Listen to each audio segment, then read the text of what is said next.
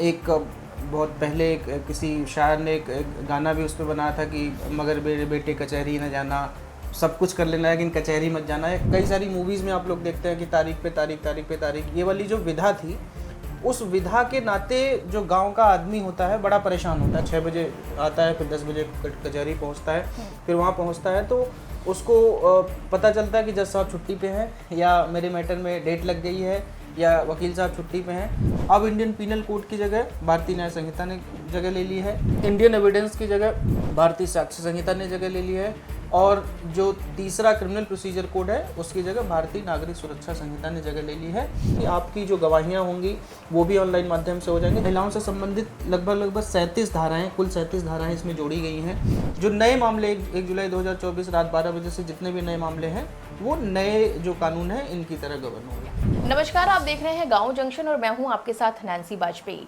1 जुलाई 2024 से 3 बड़े कानून बदल गए हैं। ये 3 कानून कौन कौन से हैं और इन्हें बदला क्यों गया और इनको बदलने की ज़रूरत क्यों पड़ी, ये जानने के लिए इस वक्त मैं आई हूँ रुद्र विक्रम सिंह के पास। जी, रुद्र विक्रम सिंह सुप्रीम कोर्ट के लॉयर हैं। तो सबसे पहले तो सर आपका गाँव जंक्शन पर स्वागत है। धन्यवाद आपको और आपके दर्शकों को नमस्कार।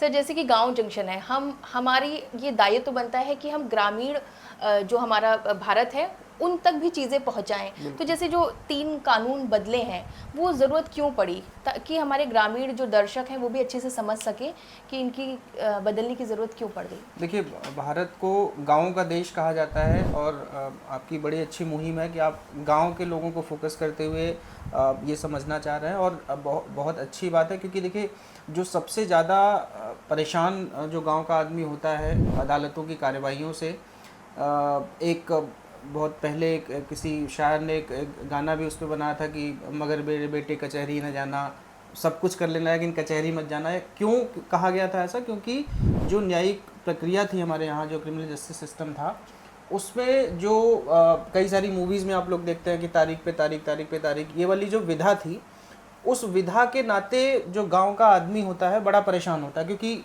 ज़्यादातर ऐसा होता है कि गांव से जो न्यायालय होते हैं बहुत दूर होते हैं। जो जिला कचहरियाँ होती हैं वो जो जिला ऑफिस होता है शहरों में होता है, और अब जो मान लीजिए कि जो उत्तर प्रदेश, बिहार और बड़े बड़े जो राज्य हैं वहाँ के जो गांव हैं बड़े दूर दूरांचल होते हैं, लगभग 40 किलोमीटर 35 किलोमीटर इतने दूर होते हैं। और सुबह सुबह बेचारा 6 बजे आता है, फिर 10 बजे कचहरी पहुँचता है, फिर वहाँ पहुँचता है तो उसको पता चलता है कि जज साहब छुट्टी पे हैं, या मेरे मैटर में डेट लग गई है, या वकील साहब छुट्टी पे हैं, तो ये अगली डेट मिल गई है। तो ये सबसे बड़ा जो मैं आपको बताऊं कि अगर गांव वालों के लिए, गांव के प्लेटफॉर्म के लिए, जो ग्रामीण वासी हमारे भाई बहन हैं उनके लिए एक सबसे बड़ी बात जो इस कानून में कर दी गई है कि जो तारीख पे तारीख वाली विधा थी उसको अब ख़त्म कर दिया गया है। अब जो न्याय होगा वो समय पे होगा। जो जस्टिस डिलेड, जस्टिस डिनाइड की एक कोर्ट होता था, तो now justice will be given, justice सबको मिलेगा और समय पर मिलेगा। क्योंकि न्याय अगर समय पर मिलता है तभी उसकी महत्ता होती है, अदरवाइज उसकी कोई महत्ता नहीं होती है। तो ये एक सबसे बड़ी बात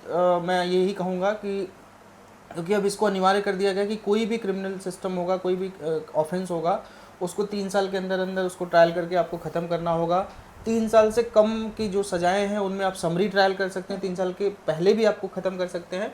और कई सारे स्टेजेस पे, जैसे चार्ज फ्रेमिंग का स्टेज हुआ, फिर सज़ा देने का स्टेज हुआ, जो ऑर्डर रिजर्व करके कई सारे दिनों तक रखा जाता था, उन सारे चीज़ों के लिए एक टाइमलाइन फ्रेम कर दी गई है, जिससे कि जो डिले होता था उसको अब ख़त्म कर दिया जाएगा। जैसे जो 3 कानून बदले हैं, तो हमारे गांव जंक्शन के जो दर्शक हैं उनको आप सर आसान से समझाइए कि पहले क्या था और अब क्या हो गया है। देखिए, जो क्रिमिनल जस्टिस सिस्टम के 3 जो कानून बहुत मुख्यतः होते हैं, इंडियन पीनल कोड जो पहले था 1860, इंडियन एविडेंस एक्ट 1872 और क्रिमिनल प्रोसीजर कोड, ये 3 जो कानून थे जो गवर्न करते थे क्रिमिनल जस्टिस सिस्टम को। अब इंडियन पीनल कोड की जगह भारतीय न्याय संहिता ने जगह ले ली है, इंडियन एविडेंस की जगह भारतीय साक्ष्य संहिता ने जगह ले ली है, और जो तीसरा क्रिमिनल प्रोसीजर कोड है उसकी जगह भारतीय नागरिक सुरक्षा संहिता ने जगह ले ली है। और ये तीनों कानून 1 जुलाई 2024 से प्रभावी हैं। बहुत सारे लोगों को ये भी कन्फ्यूजन है कि क्या जो पुराने मामले हैं वो कैसे गवर्न होंगे। तो पुराने मामले जो हैं वो पुराने कानूनों की तरह गवर्न होंगे, जैसे पुराने जो आईपीसी, सीआरपीसी और इंडियन एविडेंस एक्ट था। जो नए मामले 1 जुलाई 2024 रात 12 बजे से जितने भी नए मामले हैं वो नए जो कानून हैं इनकी तरह गवर्न होंगे। अच्छा सर, जैसे कि अभी आपने जो शुरुआत की थी तो मूवीज़ की बात की थी कि मूवीज़ में हम दिखाते हैं अदालत में कैसे हैं तारीख पे तारीख, तो एक बहुत बड़ा रीज़न है वहाँ पे ये भी हम देखते हैं कि वीडियो साक्ष्य को मान्य नहीं रखा जाता था। तो जो नया कानून आया है उसमें कई जगह मैंने एक्चुअली पढ़ा है, तो आप अच्छे से समझा पाएंगे कि वीडियो साक्ष्य क्या अब मान्य रहेगा नए कानून के दायरे में? जी बिल्कुल, देखिए समय की मांग भी थी और जो नया कानून आया है इसमें अब ऑडियो वीडियो की जो मान्यता थी उसको जगह दे दी गई है।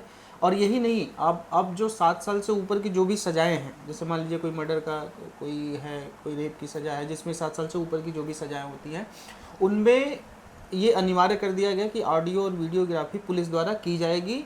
और जब पुलिस जांच के लिए जाएगी तो फॉरेंसिक टीम के साथ जाएगी, जिससे कि जो पहले क्या होता था कि पुलिस कभी कभी मामलों में क्या करती थी कि एविडेंस फ्रेम कर देती थी। जैसे मान लीजिए कि अगर किसी फलाने ने कोई काम किया है या नहीं किया है और उनको किसी और को पैसा मिल गया फंसाने का काम करते थे, तो अब वो ऐसा नहीं हो पाएगा आज, क्योंकि आपको ऑडियो वीडियोग्राफी अनिवार्य कर दी गई है। आपको जब वहाँ एविडेंस फ्रेम करने जाएंगे, एविडेंस लेने जाएंगे, तो आपको उसकी वीडियोग्राफी करनी होगी, फॉरेंसिक टीम आपके साथ जाएगी। तो और दूसरा एक चीज़ और इसमें और कर दी गई है कि अगर मान लीजिए कि मुझे कोई विटनेस है, तो विटनेस मान लीजिए मैं अदालत जाने में मैं आज सक्षम नहीं हूँ, मैं मेरी तबीयत ख़राब है या मेरा मामला दिल्ली में चल रहा हो, मैं कहीं उत्तर प्रदेश बिहार में बैठा हूँ, तो मैं अगर विटनेस वीडियोग्राफी के थ्रू करना चाहूँ, क्योंकि डिजिटल, देखिए डिजिटल का ज़माना है आजकल, बड़ी बड़ी मीटिंग्स, अंतर्राष्ट्रीय मीटिंग्स भी ऑनलाइन हो जा रही हैं, तो ये अभी तक संभव नहीं हो पा रही थी, ये अब संभव हो जाएगी कि आपकी जो गवाहियाँ होंगी वो भी ऑनलाइन माध्यम से हो जाएंगे। जिससे क्या है कि जो मैंने पहले आपको बताया कि जो तारीख पे तारीख वाली विधा थी या फिर कोर्ट एडजर्नमेंट की एक ये भी टेक्निक थी कि कोई नहीं आ रहा तो हमने एडजर्नमेंट ले लिया, अब वो उन सब मामलों पे विराम लग जाएगा। तो सर अगर महिला सुरक्षा से जुड़े कानूनों की अगर बात करें तो जो पहले के कानून थे अभी कई धाराएं भी बदली हैं महिलाओं के, जैसे अगर हम रेप केसेस की बात करें या महिला सुरक्षा की बात करें तो कई बदलाव देखे गए हैं, तो क्या बदलाव हुए हैं? देखिए सबसे बड़ा बदलाव जो महिलाओं और बच्चों की सुरक्षा के लिए, मैं दोनों को क्लब करके बताऊंगा कि महिलाओं और बच्चों की सुरक्षा के लिए सबसे बड़ा बदलाव एक नियत में बदलाव हुआ है कि जो अंग्रेज़ों का कानून था उसमें जो रेप की धारा होती थी वो 375 376 होती थी। 375 उसको डिफाइन करता था, 376 में सजाएं डिफाइन थी। जो मर्डर की धारा थी 300 सेक्शन के बाद थी। अभी क्या है, जब हमारा जो भारतीय न्याय संहिता जब शुरू होती है तो शुरू के कुछ सेक्शंस में जो परिभाषाएं वगैरह होती हैं, और जब से सेक्शन शुरू हुए हैं, सेक्शन 63 से लेकर जो भारतीय न्याय संहिता की, उसमें रेप पहले तरजीह इस बात की दी गई है कि किसी महिला के खिलाफ कोई सेक्सुअल ऑफेंस होता है, कोई रेप का ऑफेंस होता है, तो सबसे पहले उस ऑफेंस को रखा गया है। तो सबसे पहले मैंने जो बात की कि नियत की बात की, जो हमारी मानसिकता की बात हुई, हमारे भारतीय मानसिकता की और सरकार की मानसिकता की मैं बात करूँगा, कि सबसे पहले उन्होंने रखा कि ये ऑफेंस को तरजीह देनी चाहिए, पहले इस पे बात होगी, उसके बाद कोई भी और अपराधों की बात होगी। ये रही पहली बात। दूसरी बात, जो महिलाओं से संबंधित लगभग 37 धाराएं, कुल 37 धाराएं इसमें जोड़ी गई हैं, और जो क्रांतिकारी बदलाव इसमें हुए मैं उसकी बात करूँगा। एक तो जो महिलाओं के खिलाफ ऑफेंस था उसको जेंडर न्यूट्रल कर दिया गया। जैसे क्या है कि अगर मान लीजिए कि मैं किसी महिला का पीछा कर रहा हूँ या किसी महिला के खिलाफ कुछ अभद्र भाषा का प्रयोग कर रहा हूँ, कुछ ऐसे छेड़खानी कर रहा हूँ, तो पहले क्या था कि केवल पुरुष ही अगर किसी महिला के खिलाफ करता था तभी उस पर वो 354 जो ऑफेंस पहले डिफाइन था वो लगता था। अब वो जेंडर न्यूट्रल कर दिया गया। अगर कोई महिला भी किसी महिला के साथ छेड़खानी करती है या फिर उसको स्टॉकिंग करती है ऑनलाइन, या फिर उसको कुछ ऐसे उसके बारे में कुछ गलत भाषा का प्रयोग करती है, नेकेट करने की कोशिश करते हैं, इन सारे ऑफेंसेस को अब ये जेंडर न्यूट्रल कर दिया गया है। एक तो सबसे बड़ी बात ये की गई है। दूसरा, जो नाबालिग से रेप की जो चीज़ें थी उसमें 20 साल तक की सज़ा थी, अब उसको आजीवन कारावास तक कर दिया गया है। तो ये और तीसरा, जो बच्चों के बारे में मैं बताऊं कि बच्चों के बारे में भी इसको जेंडर न्यूट्रल कर दिया गया। जैसे आप किसी बच्चे की खरीद फरोख्त कर रहे हैं या फिर उसको व्यापार में इस्तेमाल कर रहे हैं, उसको बेच रहे हैं, तो उसमें लड़के और लड़की दोनों बच्चों के लिए ये कर दिया गया है। तो और दूसरी एक और मैं बहुत बड़ा क्रांतिकारी मैं इसमें बात कहूँगा कि पहले क्या होता था कि जैसे मैं फिर से आपके गांव की ही बात लूँगा कि गांव की महिलाएं थोड़ी समाज से बहुत उनको समाज का बड़ा दबाव रहता है। अगर मान लीजिए उनके साथ कुछ गलत भी हो गया तो वो थाने तक नहीं जा पाती थी, या फिर कोर्ट कचहरी में जाने से, क्योंकि गांव का समाज थोड़ा सा अभी भी उन पे हावी रहता है। शहरों में तो महिलाएं निकलने लगी हैं, शहरों में जाके बात करने लगी हैं, लेकिन गांव में ऐसा होता है कि महिलाओं के साथ गलत हो भी जाता है, लेकिन वो अदालतों तक या कोर्ट कचहरी तक या फिर पुलिस तक नहीं जा पाती थी। तो अब क्या है, इसमें नए कानूनों में ऐसा कर दिया गया कि कोई भी महिला अगर उसको लगता है कि उसके साथ कुछ गलत हुआ है तो वो अपना मोबाइल उठाएगी, EFIR के जरिए FIR करेगी। विदिन 3 डेज कोई महिला अधिकारी उसके घर तक जाएगी, उससे पूछताछ करेगी और FIR दर्ज करेगी। तो ये मुझे लगता है कि सबसे बड़ा बदलाव जो महिलाओं के लिए, और ऐसी महिलाओं के लिए जो लोक लज्जा के डर से ज़्यादातर, वो उसमें मैं फिर से कहूँगा कि गांव की महिलाएं होती थी जो लोक लज्जा के डर से नहीं जा पाती थी, तो उनके लिए बहुत बड़ा बदलाव होगा, बहुत बड़ा उनके लिए सहजता की बात होगी कि घर बैठे बैठे FIR दर्ज करा पाएंगी। और उसके बाद भी अगर उनको मान लीजिए कि उनकी गवाही होनी है या कुछ भी होना, तो वो घर से ही संभव है। तो एक सबसे बड़ा जो मैं महिलाओं के लिए मैं मानता हूँ कि ये सबसे बड़ा क्रांतिकारी सर, बदलाव जैसे है। आपने कहा EFIR लिखवा सकती हैं, आखिर इतने सालों से सब कुछ चल रहा था, ये अचानक से नए कानून की ज़रूरत क्यों पड़ी? देखिए, एक बहुत ही महत्वपूर्ण सवाल जो कि हर किसी के दिमाग में, बिल्कुल ठीक कहा आपने कि देश के हर एक, चाहे वो कानून से संबंधित लोग हैं या कानून से संबंधित नहीं भी लोग हैं, शहरों के हैं, गांव के, कहीं के भी हैं, उनके मन में एक सवाल था कि भाई जब इतने सालों से कानून चल रहा था, सब कुछ ठीक चल रहा था, तो इसकी ज़रूरत क्यों पड़ी। तो मैं आपको मैं 1860 जब इंडियन पीनल कोड, जो मैंने आपको बताया, इंडियन पीनल कोड 1860 में बना था। क्यों बना था? क्योंकि 1857 की, सबको याद होगा कि भारत का प्रथम स्वतंत्रता संग्राम जो हुआ था 1857 में, तो 1857 संग्राम जब हुआ उसके बाद अंग्रेजों ने सोचा कि अगर हमने कोई ऐसा कानून नहीं बनाया, अगर इनको रोका नहीं गया क्रांतिकारियों को, तो ये क्रांति फिर से पनपेगी और हमको 10-15 साल के अंदर इसको, देश को छोड़ के जाना पड़ेगा। तो उन्होंने तुरंत जो है एक व्यवस्था बनाई, इंडियन पीनल कोड, जो कि सीधे सीधे आपके नाम से लगता है कि इंडियन पीनल कोड मतलब सिर्फ सजा देने के लिए कानून बनाया गया था, जो अभी क्या है, भारतीय न्याय संहिता। तो मैं सीधे एक लाइन में अगर इसको कहूँ कि दंड से न्याय की तरफ हम बढ़े हैं। हालांकि इसको करने में हमको 160 साल लग गए और देश के स्वतंत्र होने के 75 वर्ष लग गए। तो इसको मैं यही कहूँगा कि जो दंड व्यवस्था थी उसको न्याय व्यवस्था में कन्वर्ट कर दिया गया है। मेरी एक पुस्तक भी इस पे है, दंड संहिता से लेकर न्याय संहिता तक। तो दंड की जो व्यवस्था थी उसको न्याय की व्यवस्था में कन्वर्ट कर दिया गया है। माननीय गृह मंत्री जी ने भी जब भाषण दिया तो उन्होंने यही कहा कि जो दंड की व्यवस्था थी, प्रधानमंत्री जी ने भी यही कहा कि दंड की जो व्यवस्था थी उसको न्याय व्यवस्था में कन्वर्ट कर दिया गया है। और एक जो देश होता है, अच्छा देश होता है, वहाँ पे न्याय की ही बात होनी चाहिए, सिर्फ और सिर्फ दंड की बात नहीं होनी चाहिए। इसके अलावा सर एक लास्ट क्वेश्चन, और कौन कौन सी धाराएं बदली हैं जो कि जिनका इस्तेमाल आप ये कह लीजिए कि डेली टू डेली लाइफ में भी होता है, यानी कि इतने अपराध हो रहे हैं कि चाहे वो चोरी चकाटी की हो या हत्या की हो, तो इनकी धाराएं भी बदली हैं। वो कौन कौन सी धाराएं? देखिए, धाराएं लगभग सारी बदल दी गई हैं। धाराएं जो पुरानी धाराएं थी उन धाराओं को, कुछ धाराओं को ख़त्म कर दिया गया है, कुछ धाराएं नई जोड़ी गई हैं। जैसे मैं आपको बताऊं कि राजद्रोह की जो धारा होती थी अब देशद्रोह कर दी गई है।